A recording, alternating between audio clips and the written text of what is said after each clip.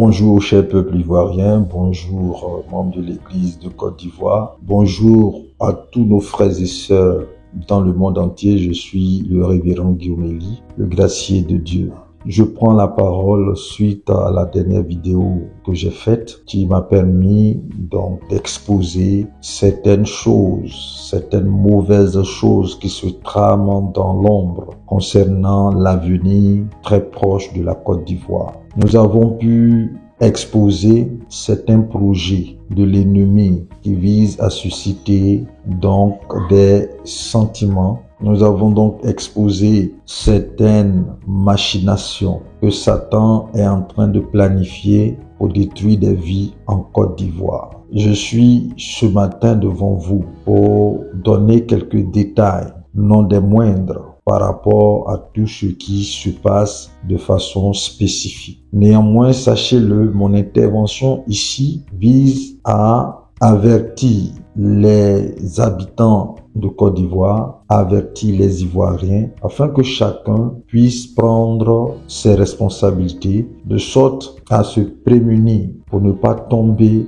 dans le piège machiavélique de certaines personnes qui sont à la solde de forces du mal, qui veulent voir le sang des innocents Ivoiriens couler à nouveau. Dieu ne fait rien sans qu'il ne l'ait révélé à ses serviteurs, les prophètes. Et c'est pourquoi nous, prophètes, notre rôle, c'est de porter voix à tout message divin émanant du trône de Dieu. Un prophète ne parle pas pour parler. Un prophète parle quand Dieu veut parler. Et nous sommes dans une saison très sensible de la vie de la Côte d'Ivoire. Et on ne saurait faire fi des choses comme si rien ne se passait. Pourtant, tout le monde sait que quelque chose se trame. Lorsqu'on écoute les politiques, lorsqu'on écoute les sympathisants, les militants, lorsqu'on écoute toutes ces personnes qui débattent de la vie socio-politique de Côte d'Ivoire, on n'est pas hypocrite de dire qu'il se trame quelque chose.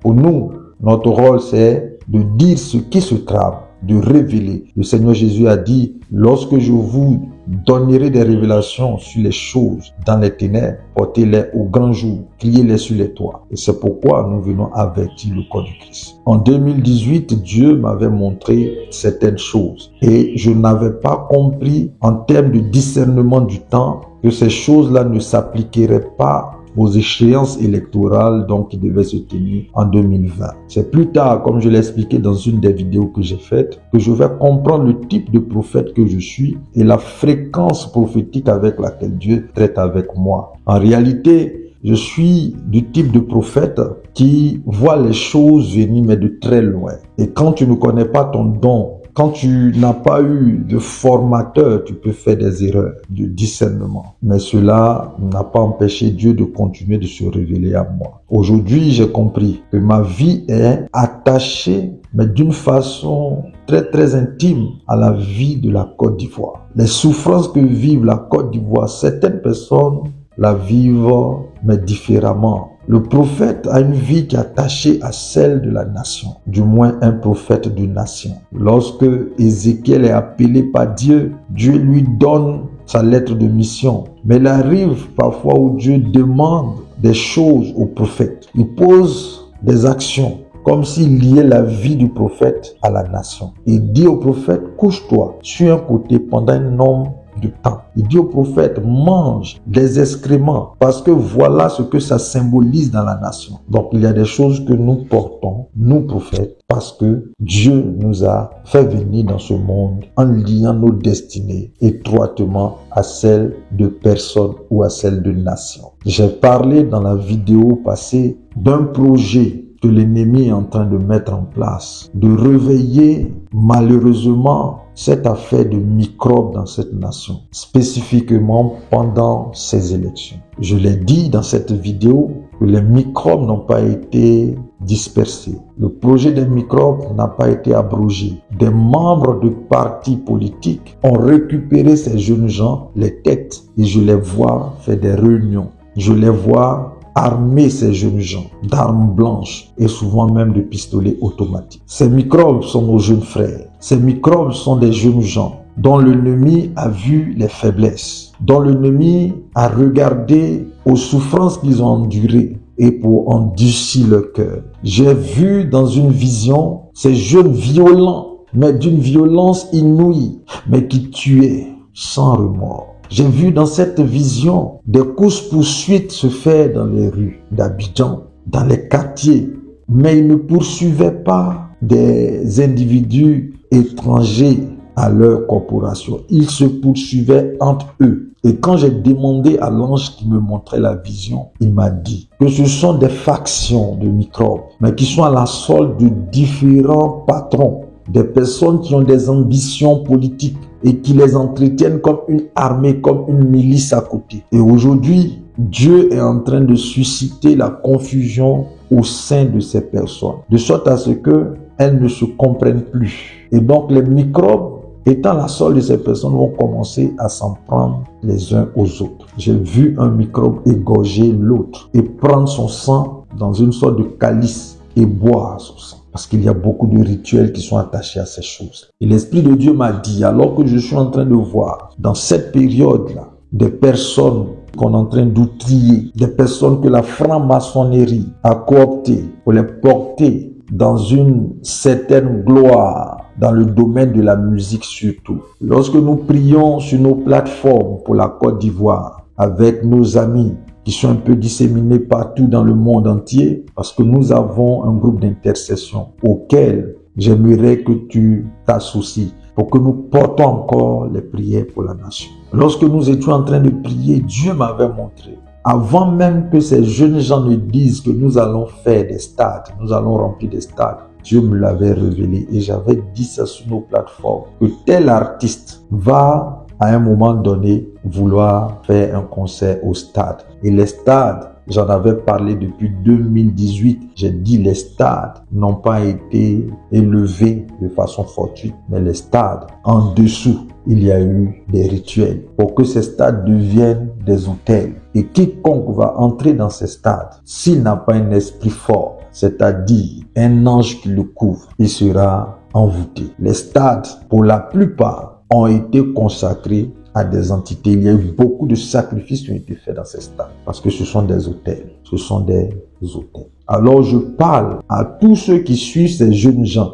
Aujourd'hui, la musique est en train de se transformer. Elle va devenir un instrument pour nourrir des gangs. Et des gangs qui vont entretenir des rivalités. Ça a commencé avec les jeunes gens que nous voyons. J'en appelle aux autorités afin qu'on mette fin à cela. Nous voyons les choses venir de très loin. Nous vous prévenons afin que ça ne puisse pas se produire. J'ai vu des jeunes gens se poursuivre pour se faire du mal dans les rues des quartiers, des règlements de compte. Mais ce sont nos enfants que ces méchantes personnes sont en train d'armer alors que leurs enfants ne sont pas en Côte d'Ivoire. Réveillez-vous. Chers parents, commencez à fléchir genoux. J'ai moi-même été, dans mon adolescence, un enfant très difficile, très compliqué. Et comment le diable fait? Il vient et te montre tes parents comme étant tes ennemis. Tes parents qui ne te laissent pas faire ce que tu veux. La plupart des personnes que vous connaissez qui ont mal fini, la plupart des personnes, des jeunes gens qui sont devenus les idoles d'une frange de la population juvénile. Parce que j'ai fait du rap quand j'étais au lycée. J'ai fait du warrior quand j'étais au lycée. Lorsque vous regardez des personnes comme les Lil Wayne, les personnes comme X-Tentation, j'espère que c'est comme ça qu'on prononce, des personnes même comme DJ Arafat, c'est des gens que certaines organisations ont portés parce qu'ils avaient des projets. Et lorsque, à un moment donné, toi, le jeune homme, tu n'arrives pas à supporter ce qu'on te demande, c'est toi un sacrifice. C'est comme ça que fonctionnent les loges. Il y a une élite qui est déjà établie et tous ceux qui viennent après ne sont que des pions à sacrifier. On vous propose beaucoup d'argent, on vous donne des ouvertures dans le domaine de la musique, du sport, vous prospérez très vite. Mais à la fin, on va vous demander des choses. Et si dans ton âme, tu n'es pas taillé pour être insensible aux souffrances des autres, comme Arafat qui a refusé de sacrifier les Chinois, parce que c'est ce qu'on lui avait demandé. Moi, je l'ai vu en 2018. Je l'ai vu en 2018. Avant qu'Arafat ne meure, je l'ai vu mourir en 2018. Et je l'ai dit sur les réseaux sociaux. On va te porter à un certain niveau. Et lorsque les gens n'auront fini avec toi, ils vont te laisser tomber. Et tu vas commencer à faire des dépressions et tu vas commencer à laisser des ouvertures à des entités de mort. C'est comme ça. C'est leur façon de faire. Donc en Côte d'Ivoire, actuellement, il y a 2 jeunes qui sont en vogue. Vous les connaissez. Pour des raisons juridiques, je ne vais pas prendre le risque de nommer les personnes, mais je parle. Et ton esprit étant un esprit intelligent, va pouvoir faire le lien. Mais ces jeunes gens, il y a des sectes derrière eux. Il y a des loges derrière eux qui les boostent et qui font d'eux des idoles pour la jeunesse. Lorsque vous voyez leur voiture, leur train de vie, leur ascension, les chaînes de télévision qui sont toutes dans cette même plateforme occulte font la promotion de ces jeunes gens. Et au final, on les montre comme étant des modèles à suivre. Donc si moi, un de ces jeunes hommes devient mon idole, le mot idole trouve bien sa place en cela. C'est-à-dire qu'il devient Dieu pour moi. Il devient une divinité pour moi. Je l'adore. Il y a des concerts dans lesquels les personnes perdent la vie. Il y a un rappeur américain, à chaque fois qu'il fait ses concerts, des gens meurent. Pourquoi? Parce que la plupart ont fait allégeance à l'entité Baphomet, entité que les Beyoncé, les Jay-Z adorent, entité que les Lil Wayne adorent. Et c'est ce genre d'esprit que l'on veut venir installer en Côte d'Ivoire. Donc, jeunes gens, vous qui suivez ces personnes, vous allez être utilisés. Je l'ai dit dans une vidéo. Soit ils seront utilisés par un esprit de violence, soit ils seront utilisés pour des sacrifices. À chaque fois que vous allez vous trouver à ces concerts, vous serez marqués spirituellement, de façon invisible par des entités qui se poseront sur vos épaules. Et partout où vous irez, ils vous accompagneront. Lorsque vous sortirez de ces concerts, de ces rassemblements, votre attitude va changer. Certains vont se donner la mort. Certains vont mourir de maladie, mais de façon mystérieuse. Et d'autres, lorsque le leader, ils vont le sentir trop contrarié ou quoi que ce soit, des gens vont se lever pour aller mener des combats pour leur idole. Et ça va créer des conflits, ça va créer des affrontements. Tout ça a été planifié. Sinon, qui a fait entrer ce genre de drogue? Ce genre de drogue, Kadhafi, pour créer des zombies dans la Côte d'Ivoire. Réveillez-vous, chers Ivoiriens, parents, c'est nous, notre responsabilité. Quelle nation nous voulons léguer aux générations qui sont en train de venir? Je vous en conjure, chers frères et sœurs, l'heure est grave, l'heure est grave, l'heure est grave. Donc, il y a des bases qui sont installées dans Abidjan, où il y a des réunions. Et je vous ai parlé des zones, de certaines zones qui vont connaître des mouvements, comme à Bobo, à Niama, Trècheville, à Djamé, qui vont connaître des mouvements, parce que c'est des bases pour ces microbes-là, que les gens vont chercher à organiser en milice. Et comme je le dis, Dieu est en train de mener un combat pour la Côte d'Ivoire. Tous ceux qui aujourd'hui veulent faire des marches de protestation, faites très attention, parce que ces jeunes gens sont là. Ils attendent et ils vont infiltrer vos rangs pour semer le chaos. Nous ne voulons plus de sang versé. Je vois ces personnes, ces groupes de jeunes. Vous voyez, maintenant, ils ne font plus ce qu'ils faisaient par le passé. C'est-à-dire cette liberté de marcher en groupe et puis d'agresser les gens pour prendre leur téléphone. Non, non, non, non. Aujourd'hui, ils sont dans une autre dimension. Ils sont dans un autre niveau. Ils attendent. On leur paye de l'argent. On les paye comme on paye des fonctionnaires. Il y a un premier groupe qui sont les organisateurs, qui sont en général des apprentis, qui sont en général des gens qui sont dans les fumoirs, qui sont en général des syndicats. C'est ceux-là. Maintenant, il y a le deuxième groupe là, et avec les artistes qui sont en train d'équiper. Donc, faisons très attention, prions, que la confusion les frappe. La Bible dit que Gédéon, en son temps, il a eu affaire à cette situation. Et Dieu a fait courir une rumeur dans le camp donc de ces Madianites, et ils ont commencé à se tourner l'épée les uns contre les autres. Et c'est comme ça que Dieu est en train de faire. J'ai vu cette vision clairement, des microbes qui se poursuivaient, et je voyais le chaos. J'ai vu des artistes impliqués dans la vente de drogue. Des jeunes gens que vous voyez avec de grosses voitures, des grosses cylindrées, sont dans le domaine de la drogue. Mais tout ça, c'est des ravitaillements. Tout ça, ils sont en train de préparer des machines de guerre.